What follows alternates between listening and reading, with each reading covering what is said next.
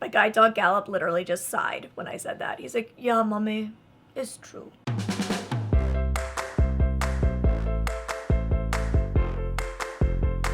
Hey guys, it's Molly here again for another video, and I feel like I haven't just gotten to sit down and talk to you in front of this camera with my teddy bears, my pink hair on, my dog sitting with me. I just haven't done this in a while, and I'm happy to be back. It feels good.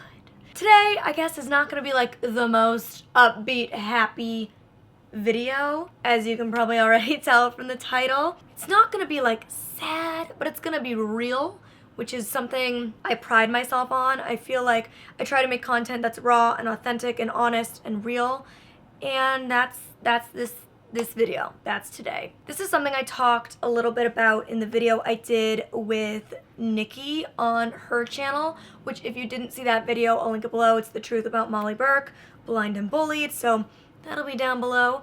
I talked about it a little in that video, but I felt like I should do a dedicated video on my channel for any of the people who didn't see that video, because talking about it in that video made me be like, oh, this is kind of an important real thing to share with people that I don't think I've ever really touched on, at least certainly not in a dedicated video. As much as I love sharing the parts of my life where I get to show you how independent I am and how confident I am and the positives about blindness and all of that kind of stuff, I think I would be doing my community an injustice to act like there is no challenges, because there is. The reality is, the world isn't made for blind people. There's stuff that is harder to do without sight. Doesn't mean I would want my sight back. No, that's not what I'm saying, but it certainly means this is never gonna be a day or a point in life where I'm like, oh yeah, nothing's not harder because I'm blind. So I feel like I just need to talk about the thing I miss the most about being sighted. And if you just randomly clicked on this video and you're looking at me and you're like, blind people can't have green eyes, blind people can't have pink hair, blind people always wear sunglasses, you're wrong. You need to search my channel a bit more. But yes, it's true, I lost most of my vision 10 years ago. I was never fully sighted. I was born legally blind due to a disease called retinitis pigmentosa.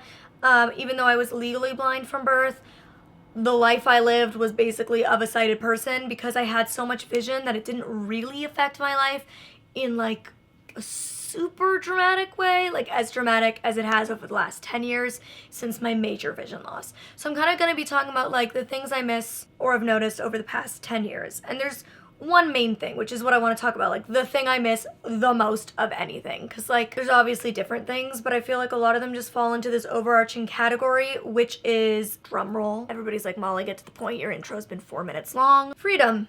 I miss the freedom that comes with having sight. Gallop, my guide dog Gallop literally just sighed when I said that. He's like, yeah, mommy, it's true. I'm sorry, I love you, babe. When you're sighted, you can just go, you can just get up and do what you want. You can go for a run, you can jump on a bike, you can get behind the wheel of a car if you are of age and have a license. You can just live life. I can't. I'm always with a cane or with a guide dog or doing sighted guide. I'm always having to think about where I'm going ahead of time so that the route's in my head. If I'm riding a bike, it's on the back of a tandem bike. If I'm running, it's with sighted guide. I don't get to drive. I don't get that true sense of freedom within movement. And that's not to say I'm not independent, because I'm extremely independent. And there's a lot of stuff I do on my own, but that's with a cane or dog in hand. And there's a lot of thought and work that went into being able to do that, to navigate that space, to go to that coffee shop, to do this thing. I don't have the freedom to just be like, oh, I'm gonna jump in my car and drive somewhere I've never been before. Oh, I'm gonna go to this new place that I have no idea what the route is, and I'm gonna do it on my own. I don't get to do that. That's kind of frustrating sometimes. There's times where I'm like, God, I just want to run. I can't. And even when I'm on a treadmill, to make sure I don't fall off the treadmill, I'm holding the handles. I can't just be. Even freedom of choice.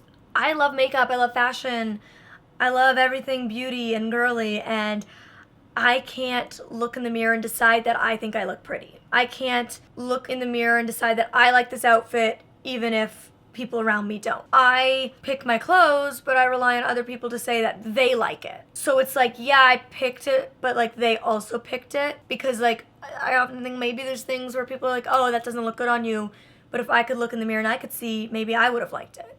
Or the same with my makeup. Somebody might be like, oh, that lip color doesn't look good on you, but it might have actually been it might have been the look I was going for. I often think about that. It's like I just don't have that freedom to be like, this is my choice, or this is how I want to be in space. I think if I had to pick one thing I miss the most, it's freedom.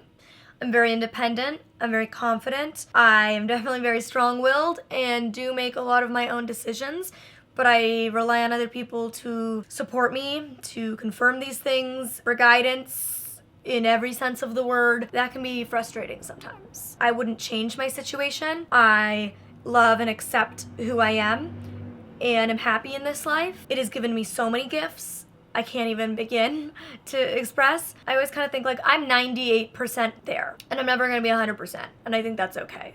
I think it's okay to like have those 2% of the times where I like just cry about it. I think that's normal. I think we all have things in our lives, whether we're blind or disabled or not, that we're like, God, I wish I could change this, but we just can't. And so our only option is accepting it. And it's okay to still cry about that thing that you can't change, but like you've got to accept it as much as you can. You've got to get to that 98% or life isn't going to be worth it, you know? And I'm happy that I've gotten to that 98%, but if there ever is a thing that I cry about, or a thing about blindness that frustrates me, the thing it ties back to, the thing it comes down to, is freedom in some way. And so I just wanted to sit down and kind of like be real with you and share that. And I don't know if I said everything I want to say, but hopefully I did. I guess that's it for today's video. It's kind of a short one for me especially. Usually I sit down and just can't stop talking, but not today. I am just feeling like low key, which I feel like that's why it was like good to just film a video like this. And I hope you guys appreciated this. I enjoy being able to share this stuff with you guys. Comment down below, what is one thing in your life that you can't change, so you've needed to learn to accept? I'd love to know. I love you guys so very much. Thank you for being in my Killer Bee Club. Give this video a thumbs up if you found it interesting in some way or relatable. And hit the subscribe button if you're not a Killer Bee already. We'd love to have you here. And I'll see you next time.